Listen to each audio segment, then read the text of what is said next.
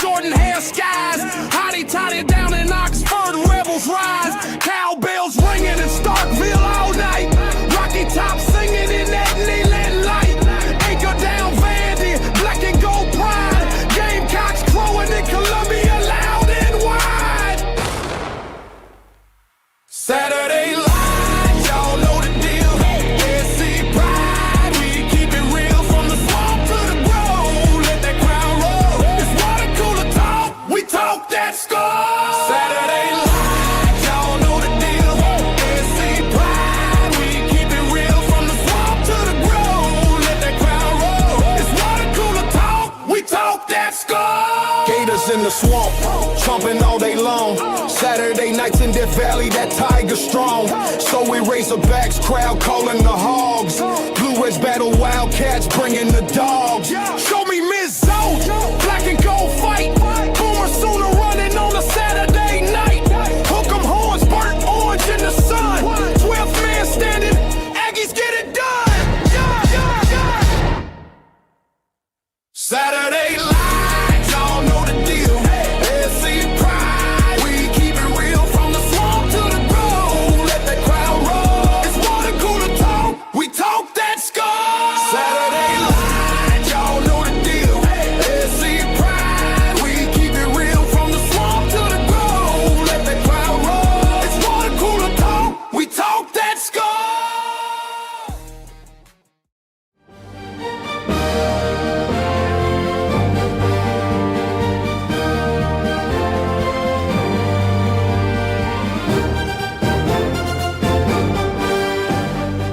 Welcome to this presentation of Water Cooler Talk Sports.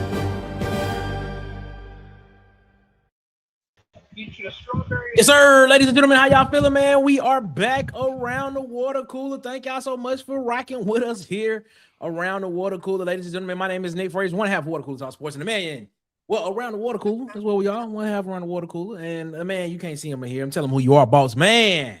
Man, it's your boy Marcus Fitzpatrick. Let's go. Let's get it. Yes, sir, man. We appreciate y'all so much, man, for rocking with us here around the water cooler as always. Ladies and gentlemen, and joining us around the water cooler, it is the one and the only from Auburn _Addicts, Auburn Addicts TV. It is the man, the myth, the legend, DC Wolf. What's up, DC? How you feeling? Let's go. Let's get it. That is my Marcus, the mayor quote all the time. I have adopted it, man. And I give him credit too. Let's go. Let's get it. Yeah, it is, man. It is, man. We appreciate y'all so much. Also, man, rocking with us around the water cooler. It is your favorite insider, our favorite insider, everyone's favorite insider. The insider. And what's going on with you, my guy? Yeah. What's happening? What? Coming here on fire. Yeah. Hey. Okay. What the business is? Yeah. Y'all good? Y'all great? Let's go. Great. I always feel great. I always feel good. I always feel great. But before we get into it, ladies and gentlemen, let's do this one thing. Do me a favor, man. Go subscribe to these YouTube channels. Go subscribe to at SECs is what I got. Tez, man, at Tight Sports and Alabama Football Megacast, man. I got DC Wolf over at Auburn Addicts TV, Auburn Addicts TV. I got Dustin over at the Uptempo Podcast, man. Make sure you go subscribe to him. Also, I got B Sharp over at Sharpshooter Sports Talk. Vandy Chris over at the Go to Byrum Podcast and the Anchor Down Live Podcast on Facebook. At the Huggy Beard himself on YouTube and on Twitter. I got Edward Kid Country on YouTube, and of course the legend himself, Bubby and the old man, Auburn Sports Talk. Also, go subscribe to JM Mitchell Sports Talk with I got Coach Sean on the Block Sports with Coach Carl, and of course Dylan over at the College Loop, man. We appreciate y'all so much, man. Mess with the people that mess with Water Cooler Talk Sports. You saw him yesterday on SEC Heat Check, man. I got DJ, my quarterback. Follow him on TikTok, Instagram, and YouTube at Hollywood_media. That's Hollywood with the EY. Make sure you follow him on Facebook at Hollywood Media. Hollywood. A's, man. This week we don't miss a Water Cooler Talk Sports, man. We appreciate y'all so much for always rocking with us and always rocking with them, man. Also, man, make sure y'all go out there and support. I got Edward Adelines by Chef Country, man. I got Edward Adelines by Chef Country, 2371 Highway 14, Otagoville, Alabama. Again, that's 2371 Highway 14, Otagoville, Alabama. Well, we do it right. We will be there October 17, 2026 for the Auburn versus Georgia game, man. We will be there. And you know what? Today they had ribeye steak. Ribeye steak, loaded baked potato. You know, that's what you get right there when you go to Adelines by Chef. That's what I want right now. That's what I want right now. Yeah. That's what you get. You know what else you get when you go to Adelines by Chef Country? You get a strawberry banana. Yeah. Oh, you get that. Ladies and gentlemen, so make sure that you go over there and you mess with and you be a patron of Adelines by Chef Country, what I got Kid Country, man, where they do it right. 2371 Highway 14 at Otagoville, Alabama. Do me a favor, ladies and gentlemen, follow us on our social medias. Follow us at CoolersPod23 on Twitter, also at the Water Cooler Talk on TikTok, and of course on Instagram. Make sure you following us on Instagram at the Water Cooler Talk. We're starting to post a lot more over there, so make sure you following us over there, and of course, Water Cooler Talk Podcast Facebook page. Make sure you follow us over there as well. Also, man, www.watercoolertalksports.com. Again, www.watercoolertalksports.com. I'm trying to tell you, you want to be over there on watercoolertalksports.com because the website is expanding. A lot of things are about to happen for Water Cooler Talk Sports Network. And you want to go to watercoolertalksports.com and be a part of it, man. I'm telling you, we got some great things coming, man. Legitimate elite is what we trying to be. As always, but we are legitimate. But we are trying to be elite. Also, man, if you want to support us financially, man, you can support us here, man. $5.99 a month if you want to join the Coolest Cubes gang here on on YouTube. You first should support the channel, and then of course, member-only content coming as soon as we can possibly make it, and get people to come in and join. So that's what we'll do, man. So we appreciate y'all so much, man, for rocking with us here around the Water Cooler, man. And of course, super chats are always available. Fellas, man, how y'all feeling tonight, man? Y'all doing all right? Yeah. That's what's up. That's what's up, man. So let's take a look at everybody that's rocking with us in the chat, man. I think we still got a couple people coming in. Arbor Dad for Life rocking with us in the chat. What's up, Arbor Dad, man? Hey, what's up, man? Guy? What's up? Big Sarge in the chat rocking with us. What's up, Big Sarge? How you feeling? How you feeling, Big Sarge, man? We hope you're feeling good. There he is, Mike McKinney, right? Mike, how you feeling, my guy? The legend of Williams, the Rooster Matt. It is the Huggy Beard rocking with us as well, man. Teresa is in the chat. Teresa. He said, I got you on my, she said, got y'all on my drive home from work. Well, we appreciate that. Let's go. We appreciate that so much. Hopefully, when you get home to work, if we still on, which we might still be, you can just turn us on there as well. You know, you turn on the TV, everybody just sit around and watch. Tight Sports in the chat. What's up, Tight Sports? How you feeling? Alabama Mega Cast. There it is. And of course, my guy Wade is rocking with us in the chat. Wade. Feeling, my guy. I hope you're feeling good. Hope you are feeling great. Tighten up, Wade. I'm on the way to the crib. Yeah, Alabama bomb, baby. Yes, sir. Y'all funny, man. Y'all funny, fellas. Man, this is gonna be a really good conversation tonight, man. I want us to have a great conversation about this. As you know, we talk SEC football, we talk college football, and then we try to intertwine Auburn football into it. Around here is what we do. And what we want to talk about is this SEC 9-game schedule and how this changes everything. Is it now a problem for teams in the SEC? And then what we're going to look at a realistic path to 8 wins for Auburn this year as it pertains to this 9-game schedule that the SEC has adopted. So, fellas, man, let's get into this conversation tonight. We don't want to belabor the point. We want to get in, hit it, quit it, get out. Yes, sir. Oh, man. So let's talk about it, man. First, let's ask the question to you guys. Let's get this conversation started. Let's get this dialogue started here, man, with this, man. When we talk about this 9-game schedule in the SEC, right? It's something that I don't know. Did the SEC get bullied into it by another conference? Some people can say they did.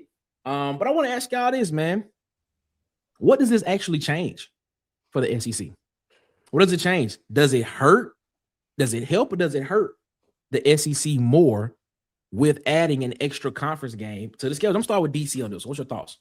Man, I'm gonna go, bro. I'm gonna go first off, Rip. I'm gonna say it hurt us, man. I'm gonna kind of go both, but I'm gonna first say it hurt us, man. And I don't think they should have caved or whatever to go into 9 games because you going to, 9 games in your little poo-pie conference, where y'all ain't playing nobody, so you can go to 9 games. You know what I'm saying? But we over here, bro, we fighting bullies in this SEC, man. So we ain't gotta go to 9 games to appease you. You know what I'm saying? But for money reasons, if we backing up that Brinks truck, getting more money for NIL, bro, give me the 9 games. And I get to watch better games on Saturday. So from a fan perspective, it's good. NIL is good. Bro, from a SEC coach's perspective, man, I ain't trying to see that, bro. Straight up. Marcus, your thoughts? My thoughts align a little bit with DC. It's good for the fans, bad for the team. Because I feel like with a already tough SEC schedule with 8 games, we seen last year that a lot of SEC teams were beating up on each other.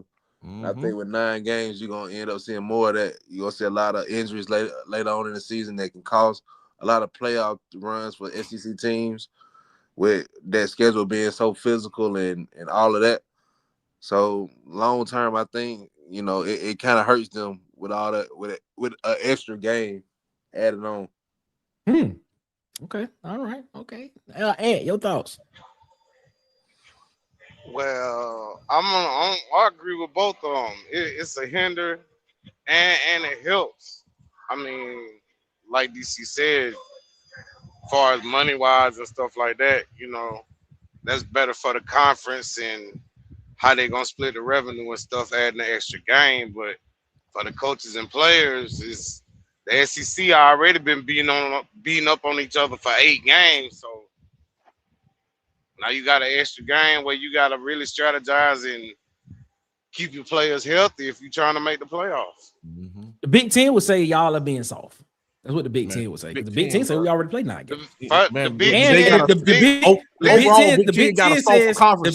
Big Ten says we already played 9 games, and half of our teams, if I'm not mistaken, played a power non-conference team as well. And then they pay them little poop-eyed non-conference teams, and the bottom half of their conference is trash.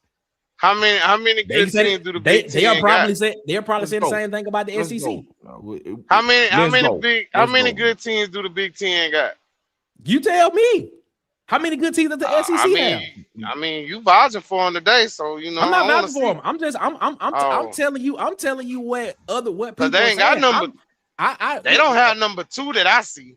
Okay, I think the Big Ten got about 14, 4 or 5, 4 maybe.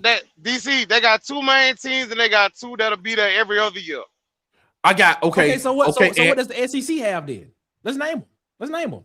I think the SEC gonna get 4 in guaranteed. Why would they give? Why is the SEC gonna get 4 in guaranteed every year? Because the SEC get preseason rankings every year from ESPN. Is that the reason why? Because you got better teams in the conference. What makes them better? Because even your bottom team can look up and beat your best team.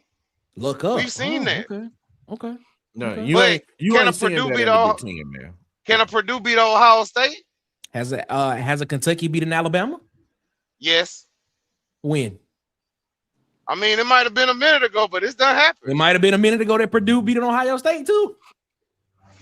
I mean, but still though, it happens more in the SEC than it does anywhere else. And I agree. And I go off Ted's poll on Tuesday, bro. Y'all had on that poll, a lot of people had Kentucky beating Alabama, bro, and giving them a tough match. And if we open the season and you say Purdue, Ohio State, bro, you like, bro, yeah, that ain't no match. But y'all, that's I'm going off the official SEC season rankings, man. You know what I'm saying? Y'all got Alabama struggling at Kentucky. I do one better, DC. You can go Vanderbilt. We can match Vanderbilt and Northwestern together. Yeah. And Vanderbilt, in the past couple of years, Vanderbilt is like dragon, bro. Yeah, Vanderbilt just lost their bowl game too. Vanderbilt just lost their bowl game to a Big Ten team, if I'm not mistaken, as well. Wouldn't even be close, I'm just stating facts. Vanderbilt lost their bowl game to a Big Ten team as well. And the fact, and if you want to use the narrative that no players played, well, guess what? Majority of all their players played. All of them played in the game. So again, we talk about bowl games, bro. You got to look at sliding with bowl games, man. You do think about it. If you got 5 SEC teams in the playoffs, right? and then you got 4 Big Ten teams in the playoffs. The slotting is going to be offset because you got the 5 best SEC teams in the playoff. So you got the 4 best. You got the 4 best Big Ten teams in the playoffs as well too. Right, but so what I'm saying is it not equal if you say a middle? The slotting is going to be off. If you would have had 5 Big Ten teams, then the bowl game slotting would be more equal. You feel what I'm saying? But Vanderbilt was a team that a lot of people were saying was supposed to be a playoff team as well. But they should have been. They should have been. I agree. Okay. They're a good team. Who beat Vanderbilt in the bowl game? I'll tell you real quick. I believe it was Illinois. I believe it was Illinois. It was Iowa. It wasn't. Let's see. No, Illinois beat Illinois was a good team last year, bro. Oh, okay. Yeah, they Illinois was. beat who? Illinois was a good team. They beat LSU. Yeah, Illinois was a good team, Yeah. man.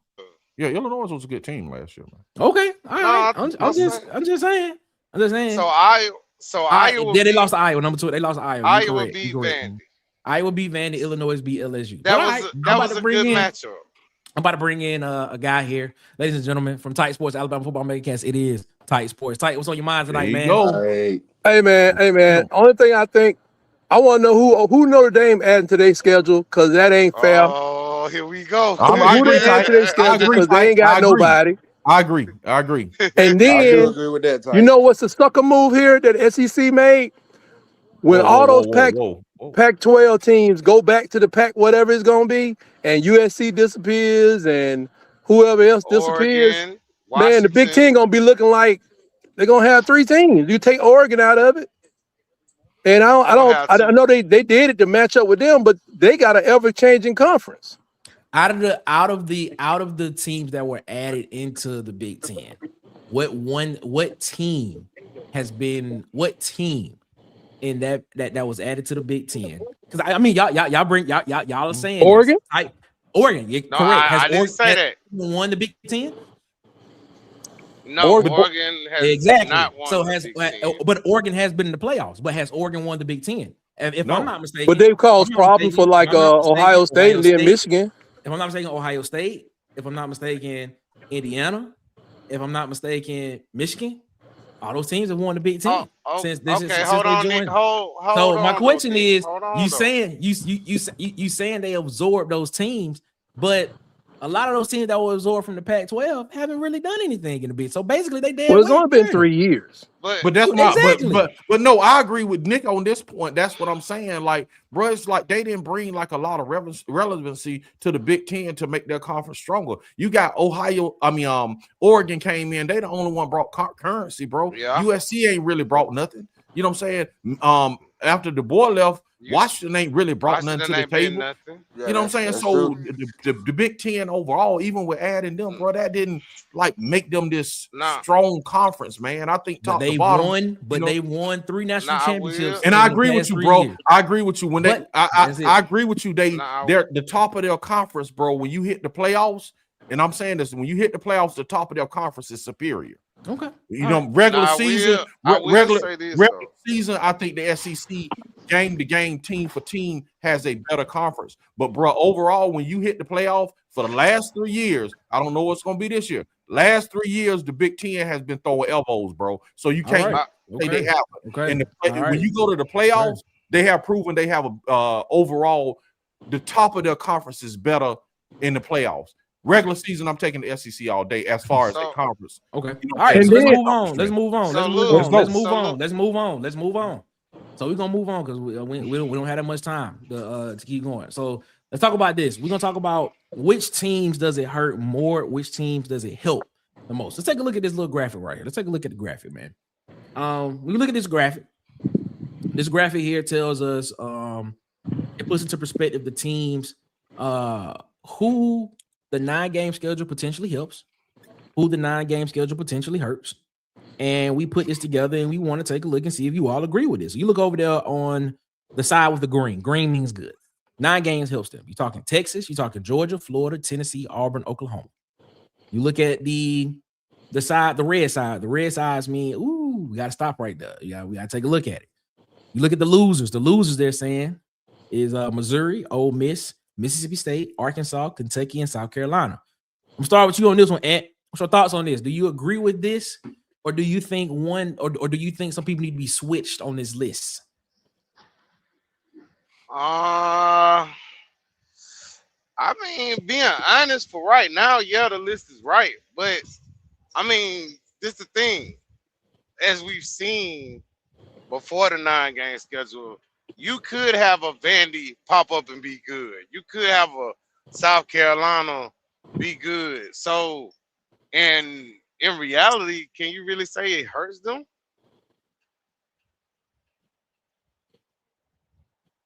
I don't know. I'm waiting. I'm waiting you to make. I'm waiting on you to. I want you to tell us if it does or not. You tell us.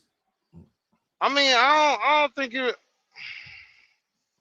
I don't think it really hurts nobody for real. I mean, I think it's more of a help because let's just say somebody on the bad side, let's just say South Carolina ekes out 9 wins and you have SMU with 9 wins, right? Let's just say going by their schedule, they go by their strength of schedule. That extra game actually helps them. But what determines strength of schedule? You brought in another word. What determines strength of schedule right now?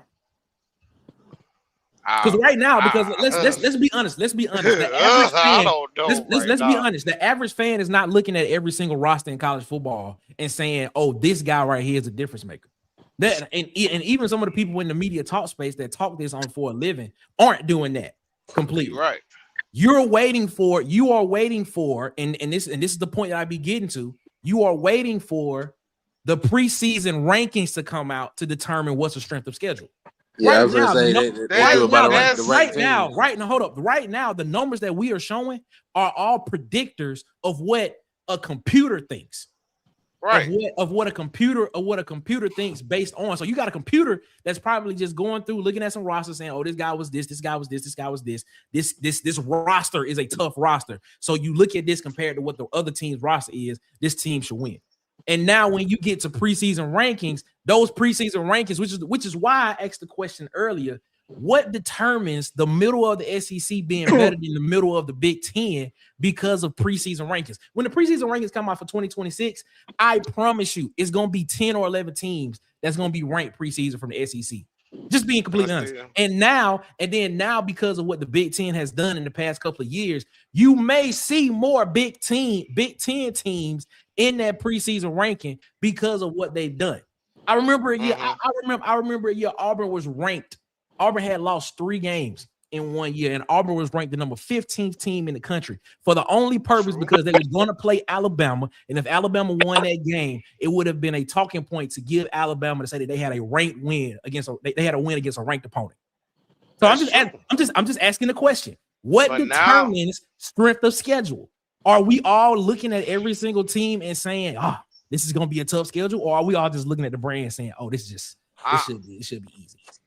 I'm not. I'm in agreement with Tez when I look at the schedule, and first thing I see is your road games. Okay, we'll take Auburn for example, right? Okay, you looking at the road games, but when you look at the road games, are you looking at the roster that comes with that team?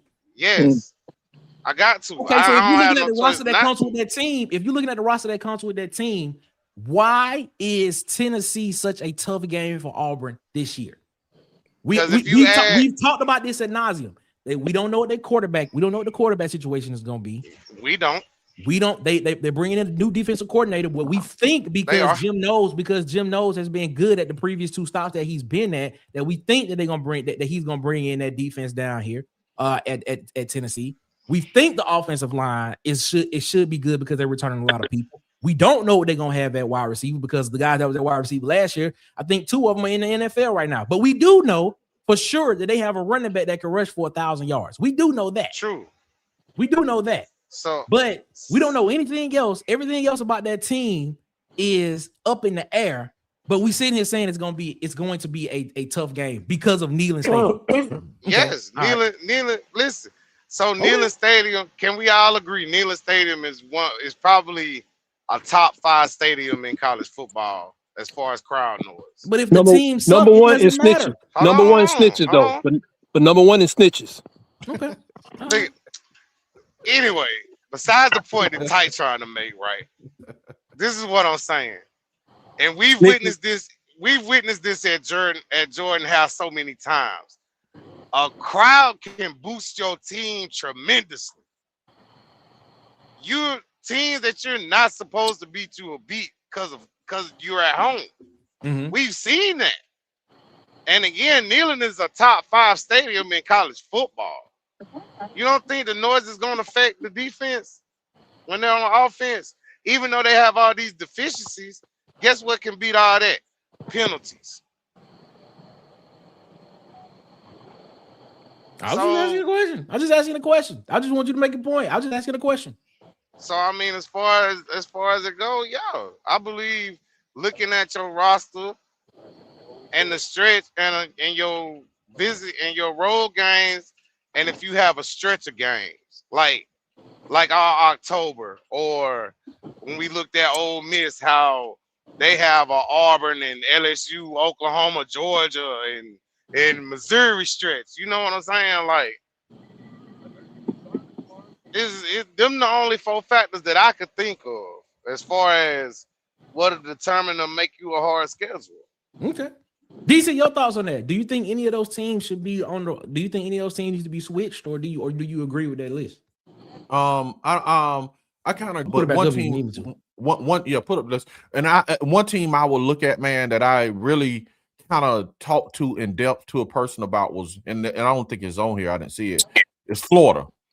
I think Florida benefited. If you look at Florida's schedule, somebody could bring it up. If you look at Florida's schedule, bro, Florida's benefited greatly from this 9-game schedule. If you see their common opponents, like Auburn still got Georgia.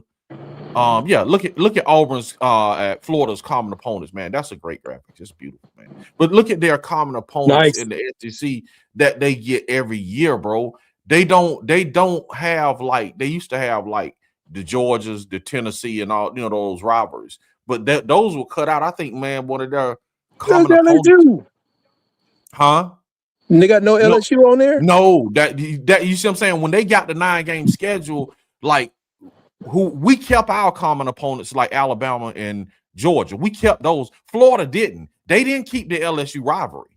So they lost the LSU rivalry, which it benefited them as far as like who's on their schedule every year as a common opponent. So Florida benefited. So I would say them just right offhand, because I talked to Keith about that, and he was like, man, he was expecting to have a tough schedule, and he was like, man, in the end, we kind of got off easy as far as the schedule is concerned. So I would say Florida, man. Okay, all right. So you think Florida? You think it benefited? So you think it benefited? It benefited from a rotational on who they are. Their common opponents they play every year. They definitely benefited because so they don't even. Their common opponents every year is going to be Georgia, South Carolina, and Kentucky. Yeah, look at that. When their rivalries were Georgia, Tennessee, and LSU. You see what I'm saying? Their grudge match was LSU, and they had Georgia on and Tennessee on as a rival every year. Now they got Georgia, Kentucky, and South Carolina. Bro, they came off like fat cats in this schedule. So you saying it benefited some teams, but it hurt others? Yeah, I agree. Yeah. Yes, okay, yes, absolutely. Okay, Tight. Your thoughts on that, Tight? What you think about this? Do you think any of these teams on this list need to be switched, or are your sentiments kind of the same? It's hard to tell, man, because Nick, you got me believing the SEC is soft. We went 7-1 last year and got massacred twice. I never said the SEC was soft. When did I say that? Oh, my bad. Your comments made me think that the SEC was soft, if I could say it like that. You know what I'm saying? You say soft as baby doo-doo. And we beat, I can say again, we went 7-1 in the conference and got beat at the frame twice.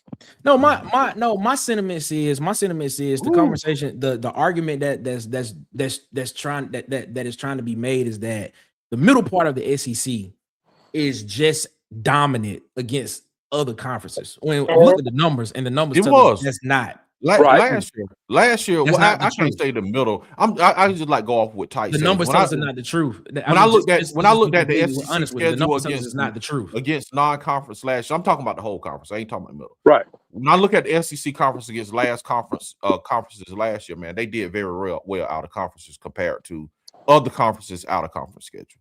I think But to throw this in there, Nick, for my response, I really can't tell who's going to benefit. But I'll tell you what I think is 5 years from now, we're going to look like the Big Ten with 4 teams at the top and a bunch of trash at the bottom.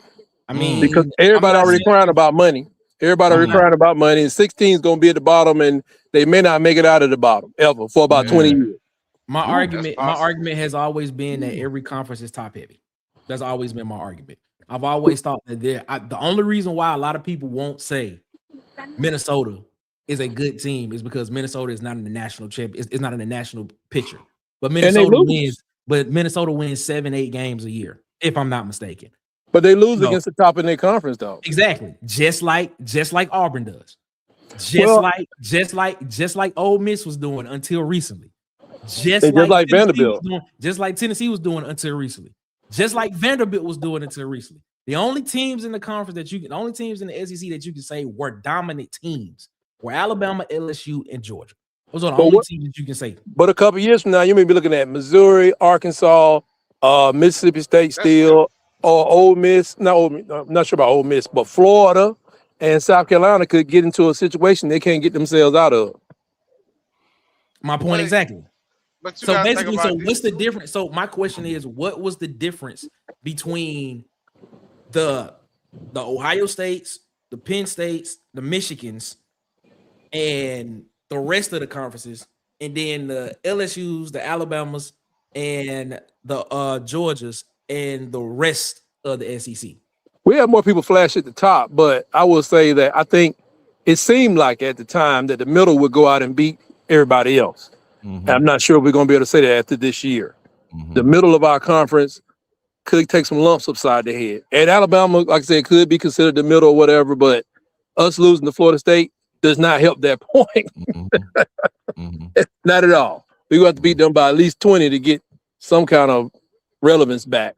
Mm-hmm. So for that point, like I said, your words are telling me SEC may be softer than before. Can I say it like that? Softer than what for?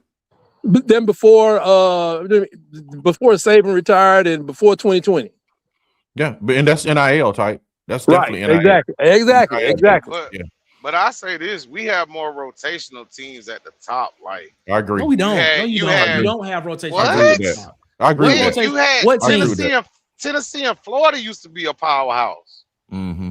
Nebraska was a powerhouse. They was not in the Big Ten. Nebraska ain't never been at the top of the Big Ten. They was not in the Big Ten. Nebraska in the Big Ten. They were not in the Big Ten. I ain't know Nebraska was in the Big Ten. They've never been a powerhouse. Yeah, they are now. So Nebraska was never at the top of the conference. Not at the They was in the Big 12. They was in the Big 12 when they were in the Big 12. They was not in the Big 10. Yeah, they nothing now. It doesn't matter because y'all. Right. It doesn't. You know what? It doesn't. You want to know why? You want to know why I don't care about that?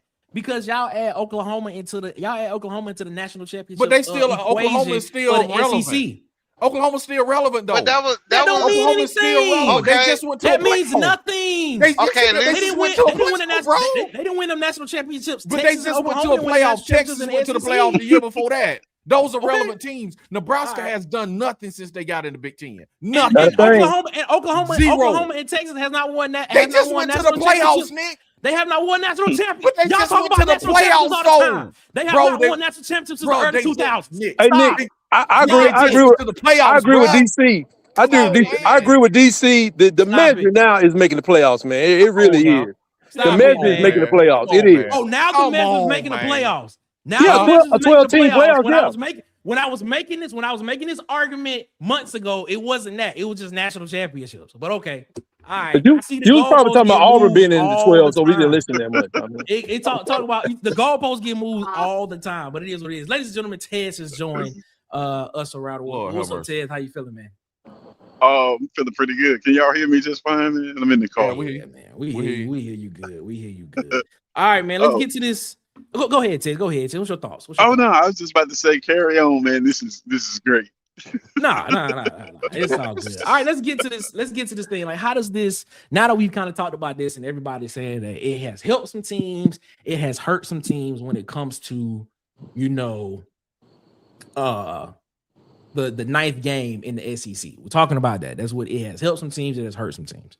So let's see how we can woven this into Auburn. How does this affect Auburn? You know, what I want to do is I want to look at a projection of what Auburn win total could be based on certain facts. Let's look at this, man. So you're looking at Auburn's win total right here. What it could look like, you know, when we get this season rocking and rolling. You talking about what is the floor? A lot of people saying the floor is 5-7. The floor is 5-7 for Auburn. So if you're looking at that, you're saying Auburn's floor is 5-7. You're looking at likely losses at Tennessee, at Georgia, at Ole Miss, at Alabama, LSU, and Vanderbilt. You know, basically you're saying the offense isn't ready, it hasn't translated. You know, a lot of people saying about guys stepping up into this playoff conference, this conference play, this thing is true. You prove a lot of people wrong. What a lot of people feel like is most likely is 7-5.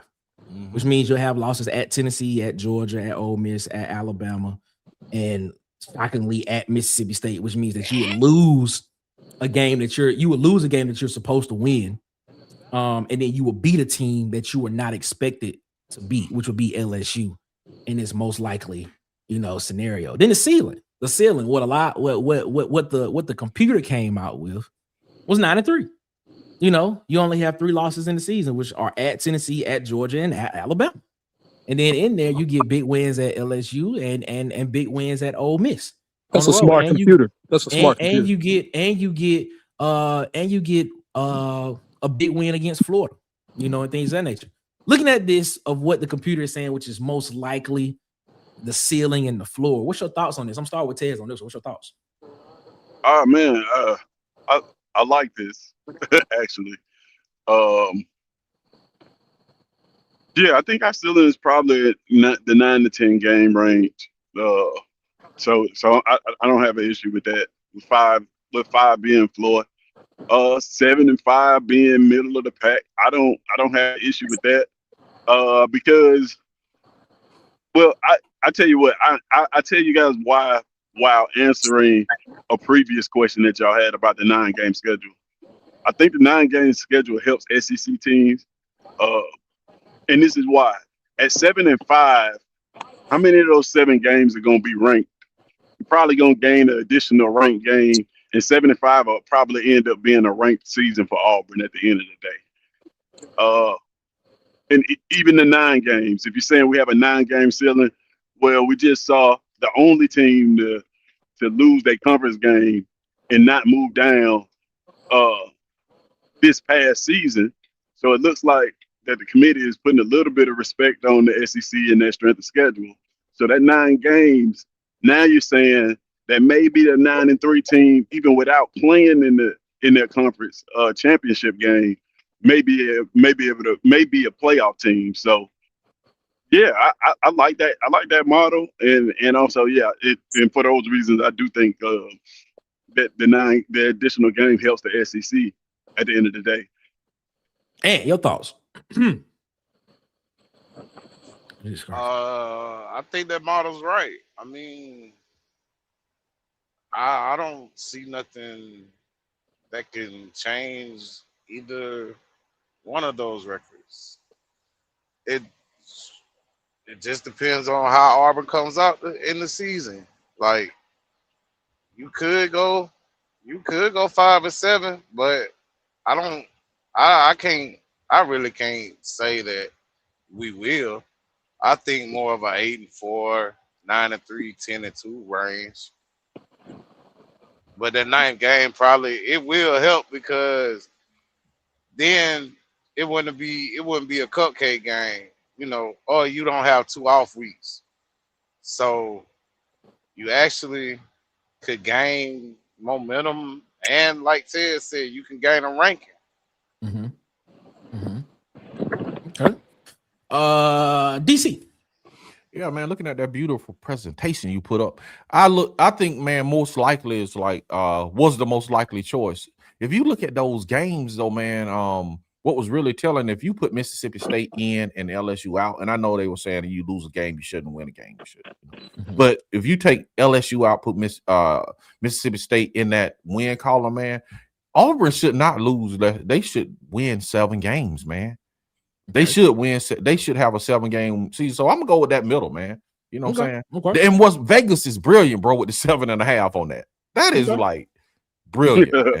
They're not in the business of losing money. Man, like they put it right there, and it's like, bro, you can The see house always 7 wins. Yeah, and it's like, bro, it's like to get over that 7 is a struggle. Like to pick a team out of that bottom half. If you switch LSU with Mississippi State, to find a team that they would definitely beat. You know what I'm saying? That you would just put money on. So Vegas is, man, they good, bro. Tight. Alabama fan, you get a chance to comment on this on the outside looking in, and what's your thoughts? 7-5, but I want to say we won't get respect from the committee. I wonder until you already did.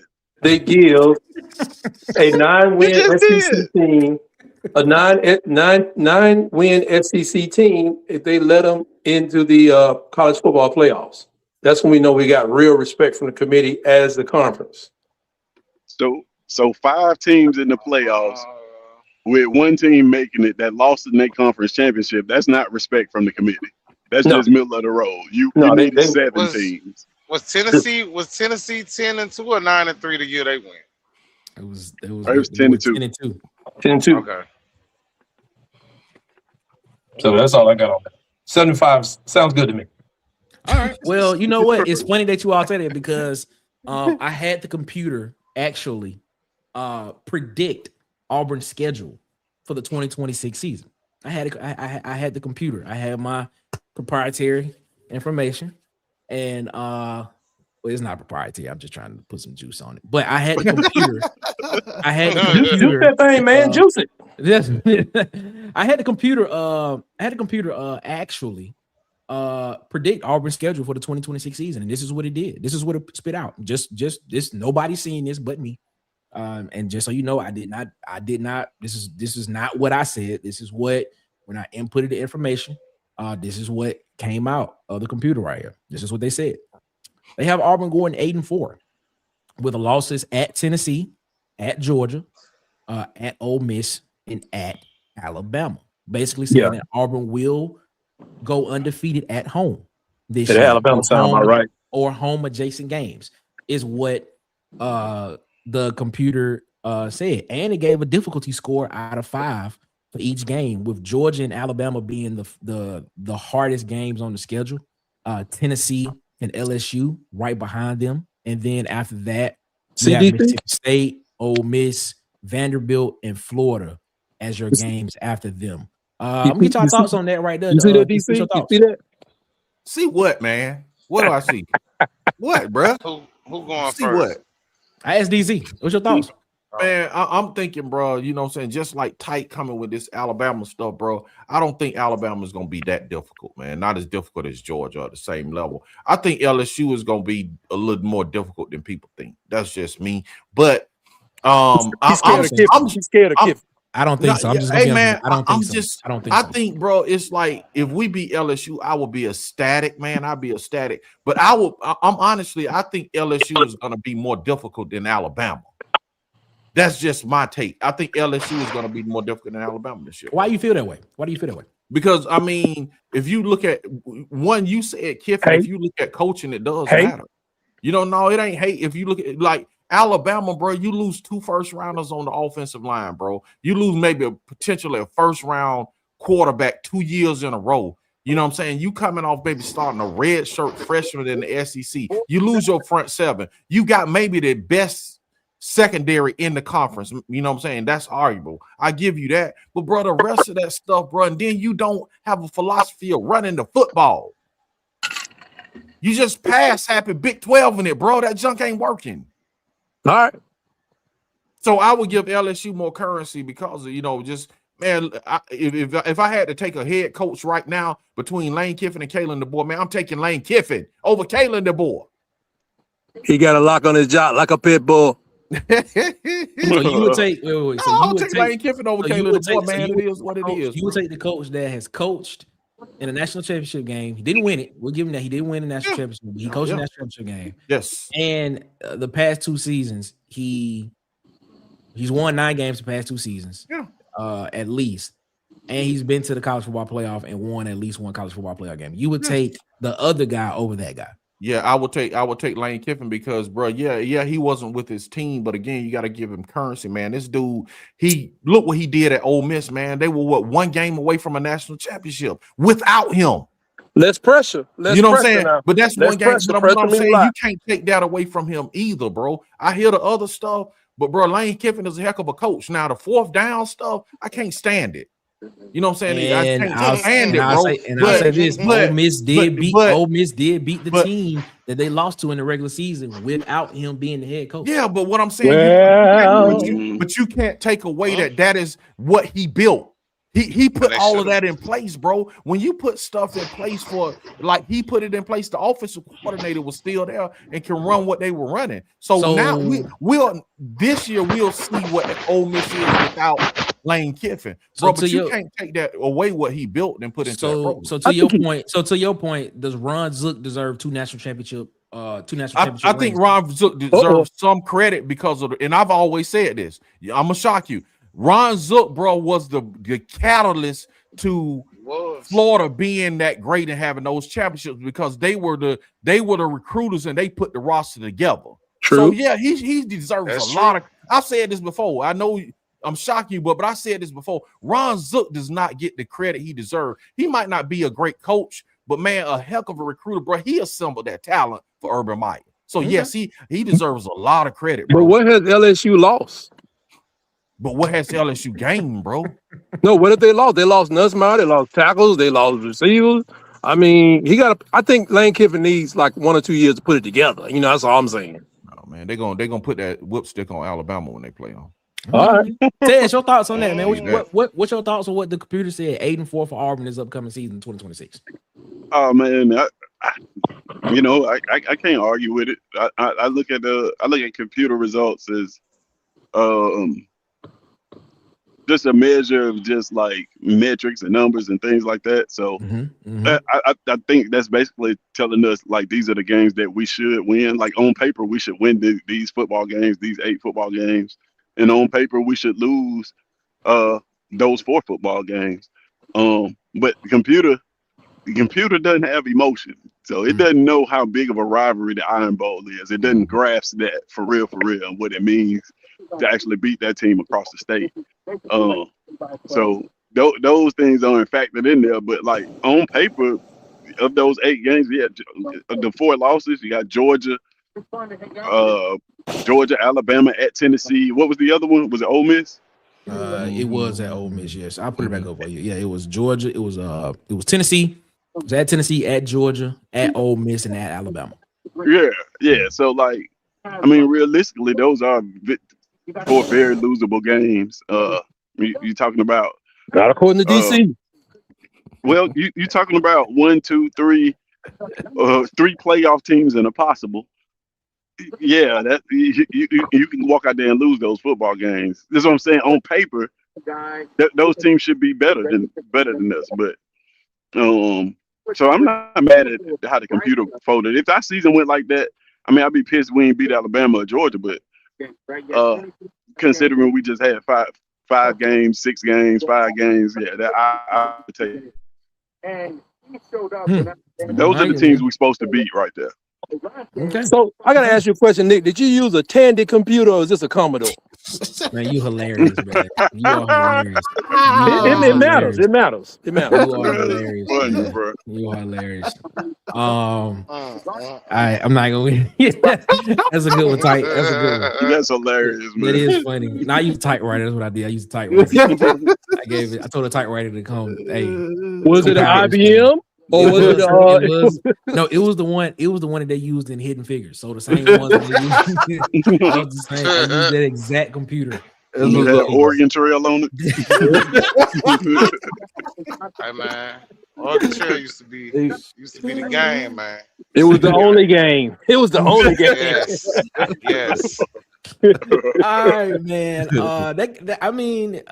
You know, I had a feeling, you know, I wanted to see what people thought about this 9-game schedule. And in this thing, and we kind of wanted to wove it into what it would look like for Auburn.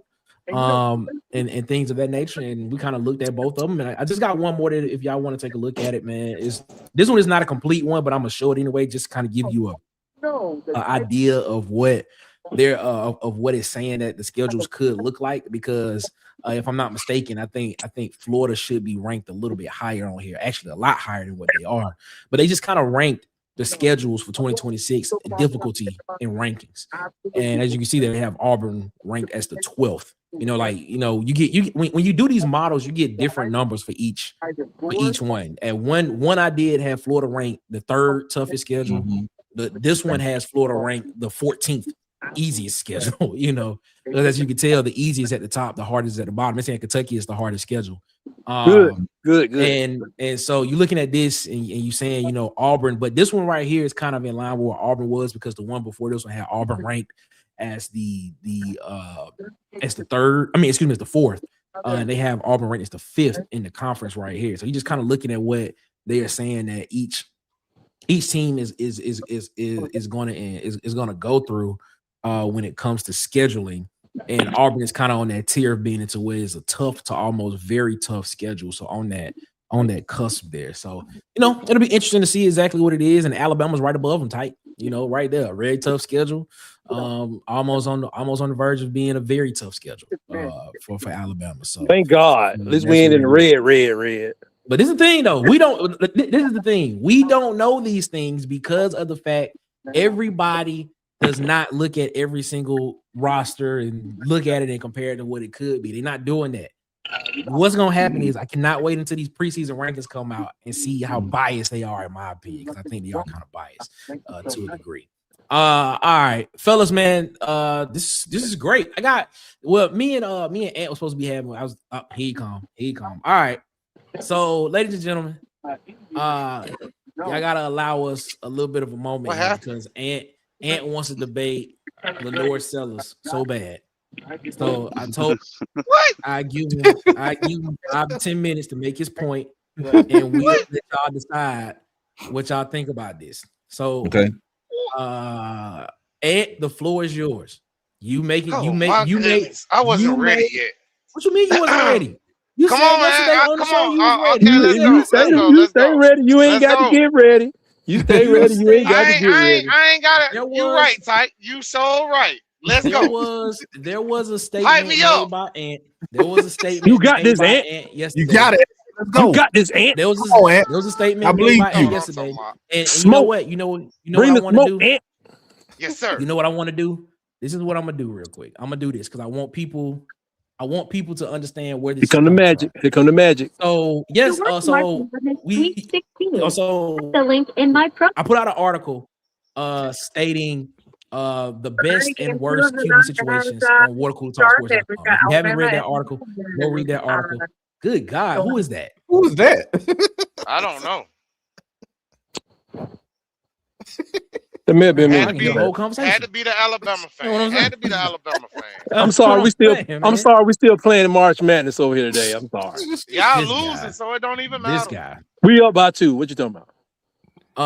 So anyway, if you haven't noticed, I put an article up on watercoolertalksports.com saying the which SEC programs have the best and worst QB situations. All right, so we ranked them, and in there, if you haven't read it, go read it on watercoolertalksports.com. We ranked them, and we went in order from 1 to 16. We had Trinidad Chalmers at 1, Gunnar Stockton at 2, we had Marcel Reed at 3, John Mateer 4, Byrum Brown 5, Arch Manning 6. Sam Levitt, the LSU quarterback situation 7. Austin Simmons at Missouri 8. We had Lenore Sellers 9. We had the Alabama quarterback situation at 10. They didn't take a snap at 11. They didn't even take a snap. Kenny Minchie in Kentucky at 12. We had the Florida quarterback situation at 13. KJ Jackson in Arkansas at 14. We had the whole Tennessee situation at 15, and then of course we had Jared Curtis and Vanderbilt at 16 is where we had them ranked. And yesterday Ant made a statement on SEC Heat Check with Marcus Fitzpatrick. If you haven't checked that out, go check it out. He said that Lenore Sellers is a better quarterback than one Marcel Reed, who we had ranked at number 4. Excuse me, at number 3. Is what he said. So we want to give Ant the opportunity to make his point. of why he feels Lenore Sellers should be ranked that high, and then we'll go from there. All right, Ant, the floor is yours, my guy. How y'all doing? This here is why I feel Lenore Sellers is better than Marcel Reed.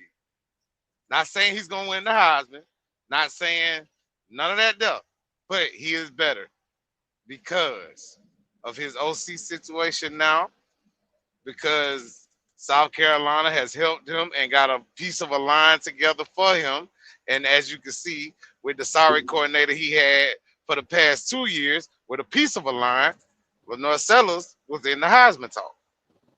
Now, if you look at Marcel Reed had the same coordinator for the same amount of time, had a better offensive line, a better defense, and went 1-1 against South Carolina. Should have been 0-2 because South Carolina was up 30-3. But you know, things happen. OCs make plays and some don't. OCs made plays. Okay, all right. You show right. You show right. If I call the right play at the right time and change momentum, then yes, it's possible. Okay. Marcel Reed has had a better team than Lenore Sellers in these past 3 years, and there's no denying that. If they switch, South Carolina would have never went 9-3, and Texas A&M might have been in the title game. And there we go. That's part one. Okay, part one. Okay, let's get to part two. All right. Okay. Part two is that if you go by stats, Lenore Sellers has had consistent stats and had a better year than one Marcel Reed, with having more sacks in 2 years than Marcel Reed has. He's threw for 2,400 yards.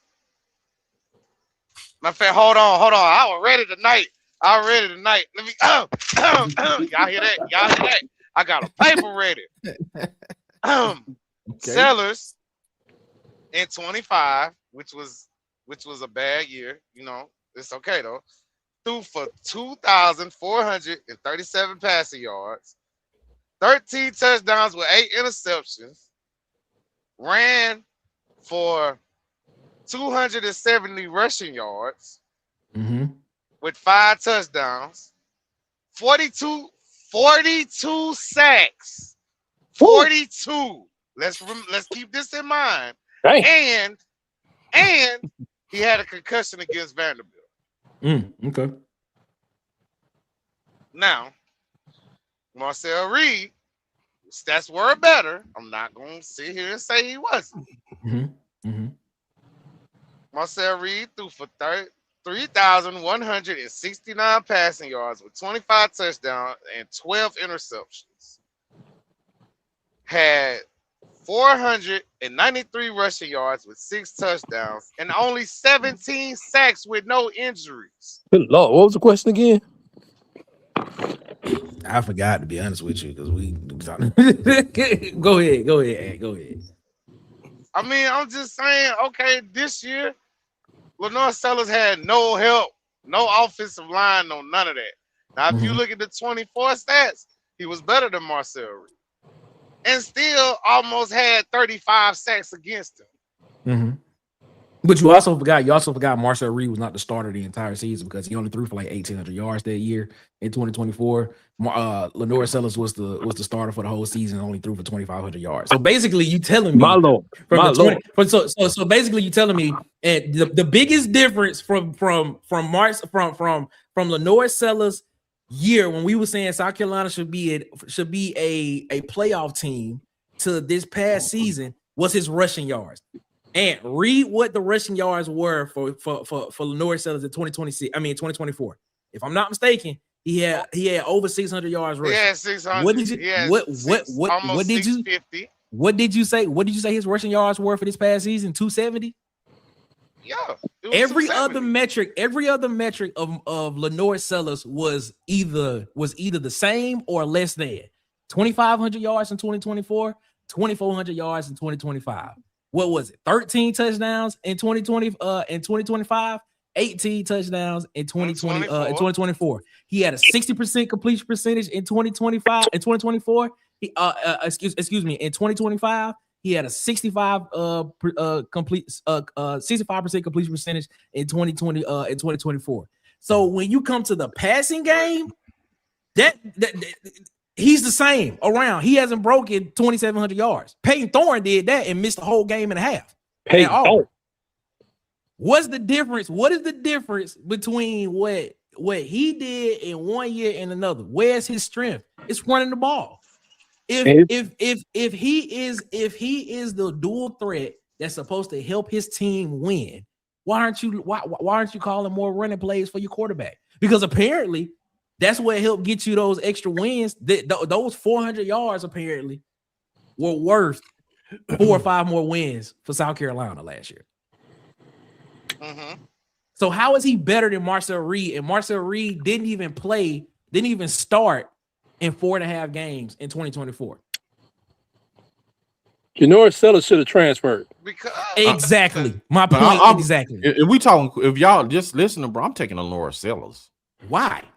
If we just straight up talking quarterbacks and if I'm starting a team who I would choose, I would take Lenore. You're taking I would too, but he should have transferred because I think he has a bigger professional. Yeah, if you're saying like all of these stats are pretty much kind of even, it's like then what is the difference? No. Those were Lenore Sellers stats from year to year. Right. We understand, but he need a better team. Yo, if you put Lenore Sellers on Texas A&M and put Texas A&M quarterback on South Carolina, it would be the same result. You probably would have had a better result at Texas A&M with Lenore Sellers on Texas A&M, in my opinion. And with Texas but A&M, they just went to the playoffs this year. But with Texas A&M losses, and they were an 8-9 win team last year. So I'm not saying he's a bad quarterback. I'm just saying I would take Lenore Sellers over. Okay, that's fine. And I think too that with Lenore Sellers, I mean, he definitely has that professional build, but that team in South Carolina is nothing but defense. Yeah. After playing them 2 years in a row, it's nothing but defense. There's nobody to help him. Marcel Reed has a good team, but how about the losses at Texas A&M on offense? What is he going to be looking like this year? Time will tell. But if his numbers go backwards, then we'll see. Man, they got Isaiah Horton, bro. And they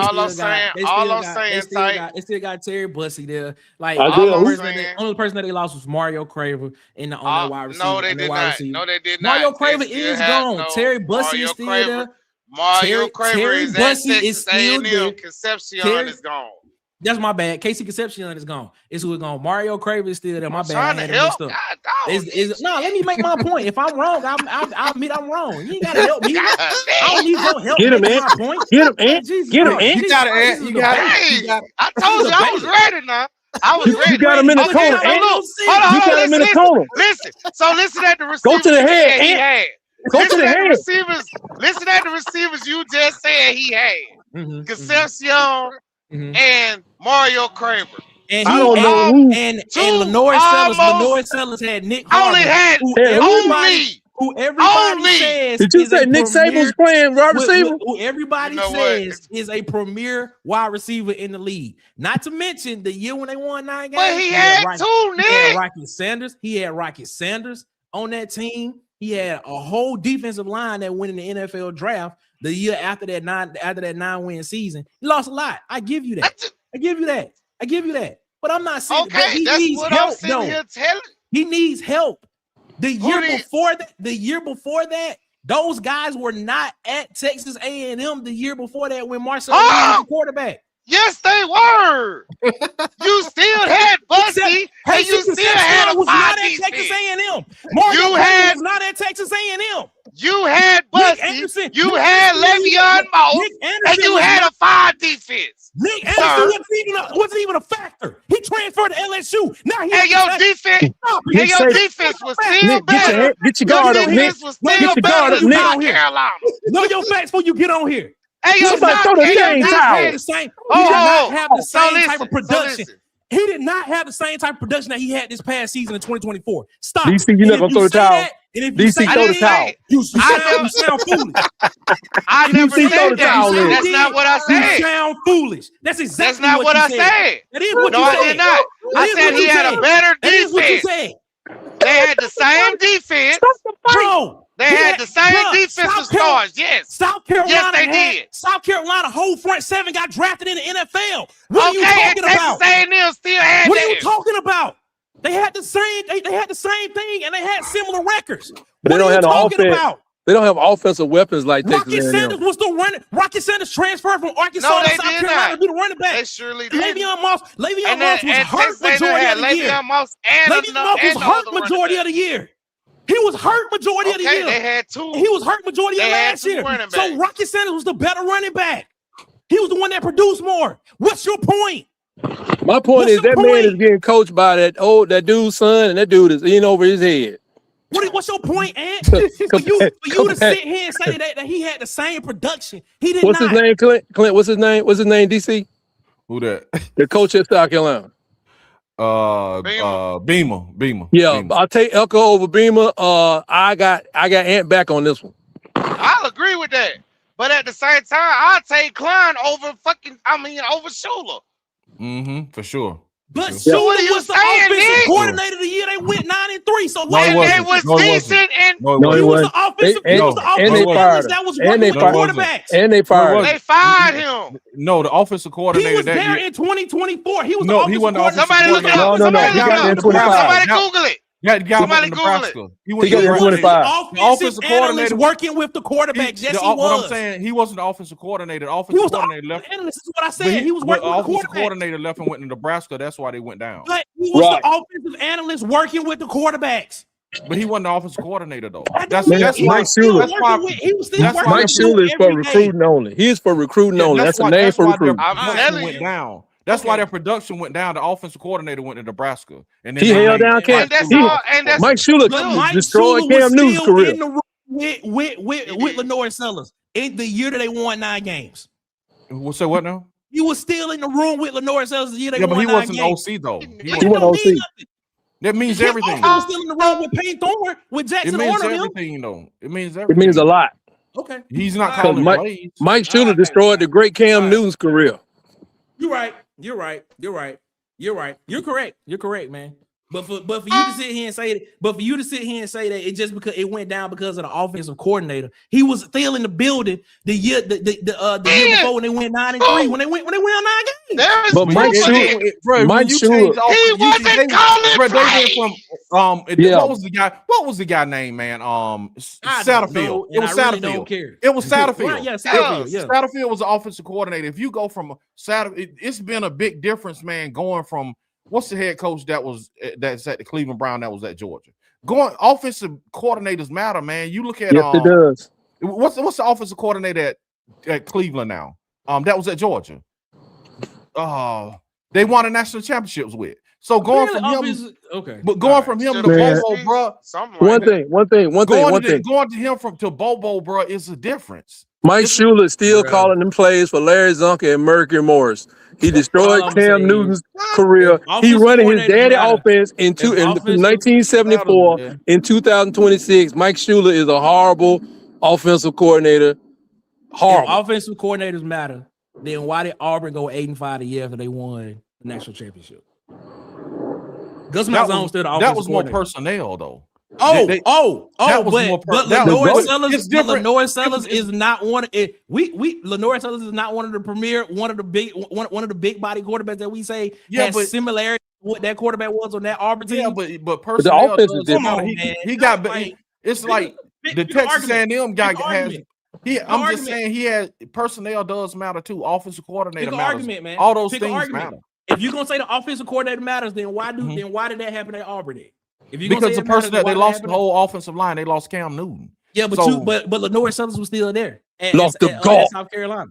Cam Newton, the guard. But what I'm saying, all of them have their place in, you know what I'm saying? All of them matter. To what degree, I don't know. Personnel matters. I just want to pick an argument. No, I'm just responding to you like personnel matters, bro. Who your quarterback matters, bro. Who's calling the plays matter. All that stuff matters. If you have a trash offensive coordinator, if you have a trash defensive coordinator, bro, it's like gonna affect the team, the play calling. You know what I'm saying? Just look at the Auburn history of defensive coordinators, Alabama's history of defensive coordinators. When you have bad defensive coordinators, man, it affects how your team plays and who scores. Please don't bring up Slick Sherman.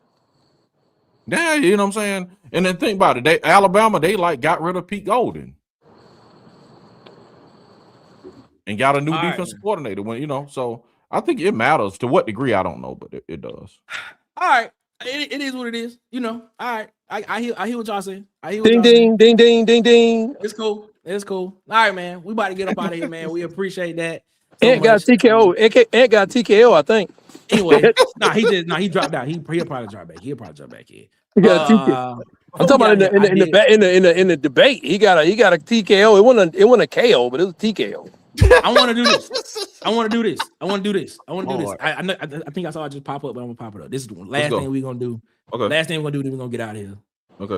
I saw this on Instagram. It was either Instagram or Facebook. I saw this, and I want to get y'all perspective on this. With this, so what would be easier, in your opinion?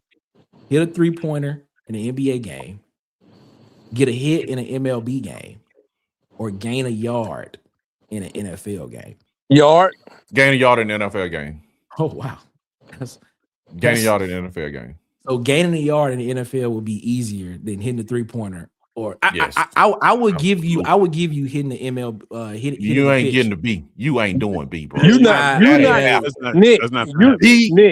beating me in the game of 7. Bro, I just said I would give you that. I agree. I'm not gonna hit a pitch. Yeah, we all agree on that. That's something that you gotta train at. Yeah, right. Bro. That's all I'm saying. I ain't sitting here saying you gonna do and it. ain't nobody hitting no pitch. I'm sorry. Unless you've been training for some time. Yeah, I'm not standing in front of a curveball. I'm sorry. But for y'all to easily say you would rather try to gain a yard in the NFL than rather depending on the line, yes. Depending on the line, yes. Depending on the line, yeah. You gotta make the decision. I can fall forward or like dive on the ground and get a yard. But you understand you coming from 7 yards back if you're a running back, right? Yeah, I got it. I'm gonna get folded up, but I might after I unfold just stick the ball out and get a yard. You might get a counter trade, man. You never know. You might get a yard and a half. If you had to ask me, I'd take the 3, bro. Okay, Tez.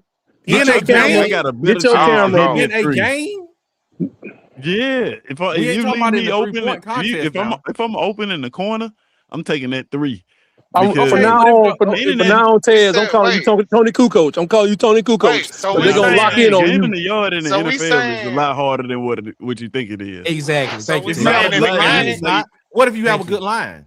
It don't matter. Like, do you know how to press the line? Do you know how to press the line? Do you know how to press the hole? So you can, like all of those different things that go into it. It ain't just get the ball and run half of the time. Bro, but think about this, but think about this though. If you have a good offensive line, you probably can find a hole. You can find a hole to press forward. You should be able to. Bro, if it was that easy, it's NFL running backs that can't find the hole. No, not for the whole game, though. I mean, not for the whole game. You don't have NFL games where people have, not on a common 0 yards. Yeah, I mean, these are the best athletes. They get 1 yard. I want you to think about somebody like I'm trying to think of what's the running back that we had? Peyton Barber. Yeah. Peyton Barber. Think about a Peyton Barber, straight ahead, right? You put me and Peyton Barber body. You put me there. Give him my body and my athleticism.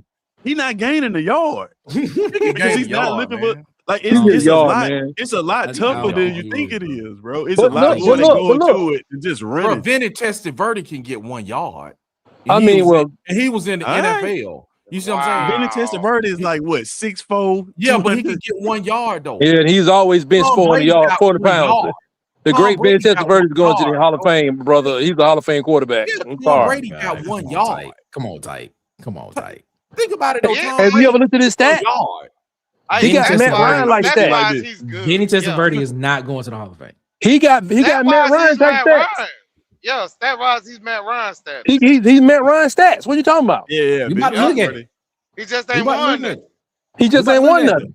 He hadn't won no game, but stats. He's a Heisman Trophy winner, by the way. Throw that in there too.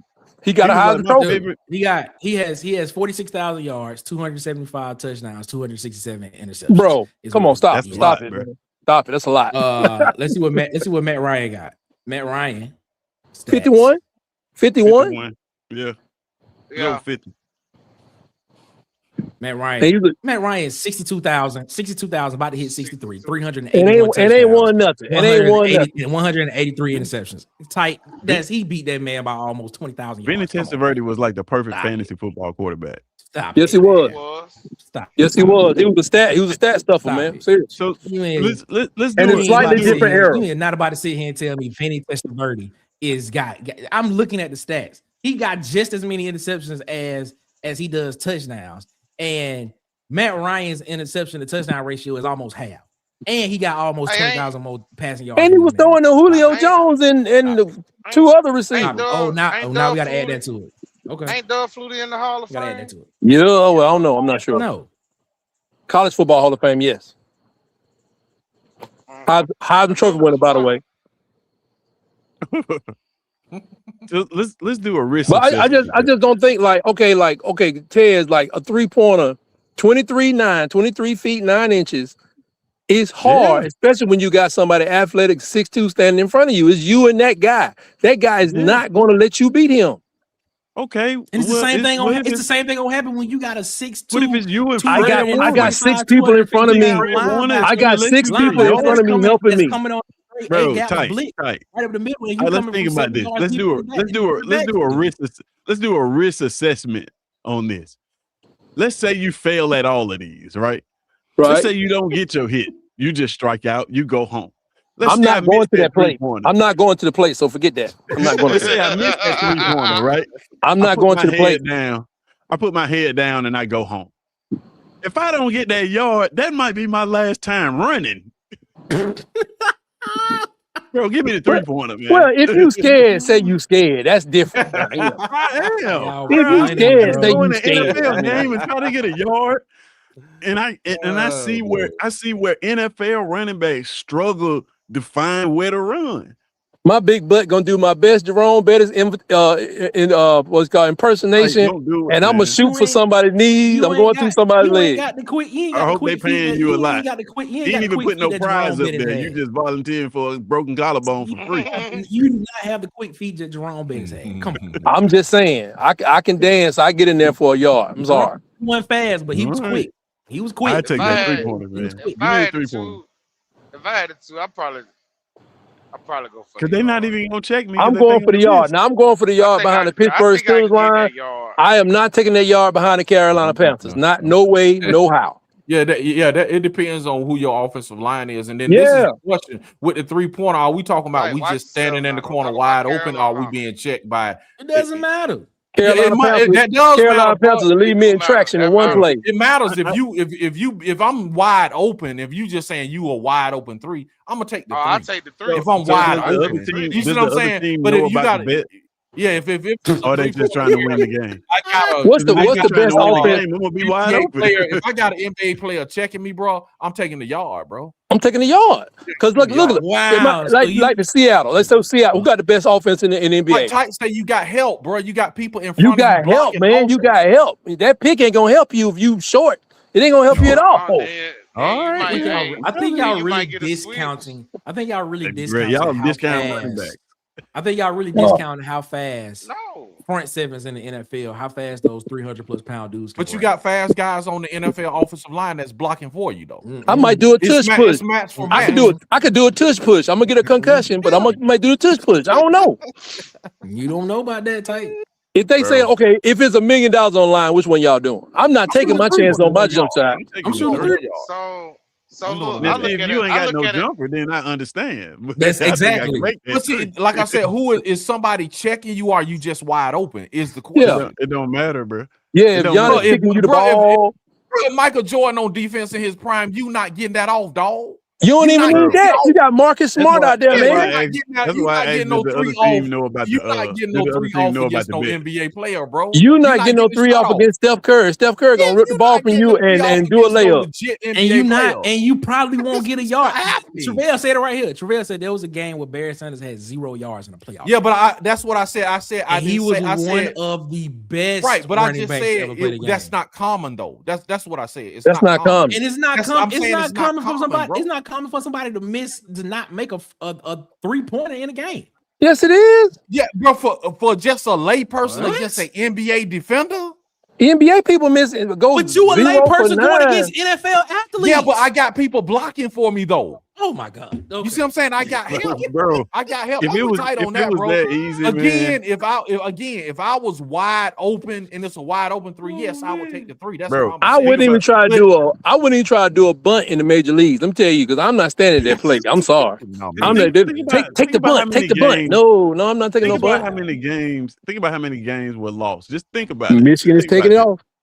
How many games you watched last year where it was a goal line stand with 1 yard and 5-star, 3-star, 4-star running backs could not get that yard? Like, if this is Ohio State's defense from last year, we watched Steve Sarkisian run a toss sweep into the boundary from the shotgun because he didn't want to line up and get that 1 yard. Bruh, But how many college plays did you see when they handed off the ball and the dude went for 80 yards and bust the hole wide open? I mean, that's fine, but you know what I'm saying? Every play ain't a play where the run is negative. Sometimes, bro, they just Wait a bust minute. and go Wait a for minute, 80 and DC. 90. Wait a So minute, what if DC. it's a play where they Wait a open minute, DC. Hold up. We always say this in football games, in some football games. When they open a hole, we were like, bro, I could have got 2 yards out of that. Yeah. Man, you can drive a truck through that hole. So it could Right. be a hole where they open up that's like a whole 5-yard gap. Who the guy do Monday Night Football? The guy do Monday Night Football said he could get a hole sometime. He said it all the time. Who's that now? Who's it? Was it Al Michaels? He always talking about, I probably could have made it through that hole. We say it all the time. He's 80 years old. You can drive a truck through that hole. Right. My grandmama could have got 1 yard on that. How many people say, oh, they would have threw the ball to me right there in the corner? I would have made that 3. No, I can't say that. I hear more. I would have made that 1 yard than I hit that 3 though. Yeah, you might have to watch you know what basketball. you know what it is, man? It's because everybody on the field runs like a 4.9 or better. It looks like it's easy. It's not, man. These are NFL athletes. That closing speed that they got at linebacker is ridiculous. I am not trying to run no 80-yard play. First of all, DC, Bro, I'm going to take a knee at the 5. 5 yards plus 5 yards, I'm taking a knee. Bro, as soon as Fred want to see you look like you about to sniff the football, I already got my knee on the ground. And it's going to be in the backfield. He going to get blocked, man. See, unlike Carolina, my Pittsburgh Steelers going to pick that guy up. Oh man! No, man, bro. watch out! We gotta end it. We gotta end it, man. Carolina's always ending folks' careers up there running back. That was good. I'm taking That the 3, bro. That was a good discussion. That was a good discussion, man. Tell us. I hope you like eating basketball. Tell us what y'all think, man. We gotta get up out of here. Tight. Tell them where they can find you at, man. Oh, well, you find me on the back patio right now. I'm out here smoking tobacco leaves one at a time. Y'all can find me, Tight Sports, Alabama Football Megacast. Thank y'all for having me. It was fun. Y'all have a good night. Yes, sir. Shout out to Tight, man. As always, man. Ant, what's up, man? What you gotta say to the people? Everybody be blessed. What's up, man? That man trying to get to the house. You almost at the house, Ant? Nah, I'm almost in Gulfport though. Oh. What's up, bro? Okay. All right, cool. Okay, cool. I'm about to put out your business, but I'm not gonna do it. Put it out though. What you got to say, Nick? I'm not gonna do it. I'm not gonna do it. Not gonna do it. Tez, we'll save it in a bit. Tez, what you got to say to the people before we get up out of here, Tez? Oh man, I apologize for being late, man. Had a little emergency, man, but as usual, find me at SEC Season on all platforms, and you see me again Tuesday. We're going live again Tuesday for week 3. Fans versus they. We're taking on the powers that be. So tune in, man. Always a fun conversation, and go back and check out lunch breaks from last week with me and DC, man. We had a very, That's very awesome, interesting man. conversation, man. Awesome. About spring practice. Mhm. Yeah, and does it really matter? Do It those is good, highlights man. really matter? Or is it just like content? You'd be surprised, man. Go check out that. That was a really good conversation, man. That's pretty much it, man. We got more content coming soon, so yeah, tap in. Yeah, what it is. DC, what you got to say to people before we get up out of here, man? Hey, man, catch us, man, Sunday at 6, man, on all platforms at Auburn_Addicts TV, bro. It's popping off, man. Spring football, Auburn, all the time, bro. Go over there and hit that subscribe button, bro. We about to hit that 2,000. Let's go. It is. Let's make it happen. Go. Man. About to hit 2,000. You go over and hit the subscribe button if you haven't already, man. Do me a favor, man. Go subscribe to these YouTube channels on YouTube, man. I'm not gonna call them all out. Y'all see them on the screen. Go subscribe to them, man. All of them doing great work. Make sure you go check them out over there. Also, support the people that support Water Cooler Talk Sports. I got DJ, man. Make sure you support him as well. We appreciate him so much. Mess with the people that mess with Water Cooler Talk Sports. Also, man, I got Kid Country, man. Chef Country, Adelines by Chef Country, man. Where we do it right, man. 2371 Highway 14 in Talkville, Alabama. Make sure you go check him out over there as well. You get some of that strawberry banana pudding that he got, or you can get what he had today. He had that steak dinner today. You know, that ribeye steak dinner with the baked potato, man. So make sure you go check him out over there as well, man. Also, follow us on our socials, man. Follow us at CoolersPod23 on Twitter. Follow us at Water Cooler Talk on Instagram, TikTok, and of course at the Water Cooler Talk podcast on Facebook. Also, visit www.watercoolertalksports.com. Again, it's www.watercoolertalksports.com, man, for all of your college football, SEC football, and of course, Auburn football news in written form. Man, got some great things coming with the website, man. We want you to be a part of it, man. So make sure that you check it out over there as well, man. Let's get up out of here, man. This has been a great show. It's been a great show here around the water cooler, man. We appreciate y'all so much, man, for continuing to rock with us, man. We thank y'all so much for always rocking with us. Shout out to everybody that was rocking with us in the chat. We appreciate y'all so much, man. We just always thank you, man, because all of y'all, man, we appreciate your presence here, man. It's always greatly appreciated. All right, we're gonna get up out of here as always, man. Before we get out of here, man, y'all have a good one. Better yet, y'all have a great one, man. Y'all be blessed.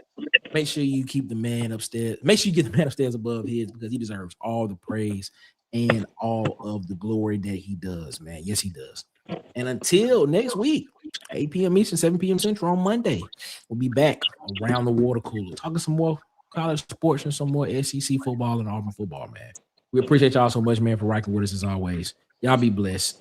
And as always, it is one love. We out this mug. Y'all be easy. Peace.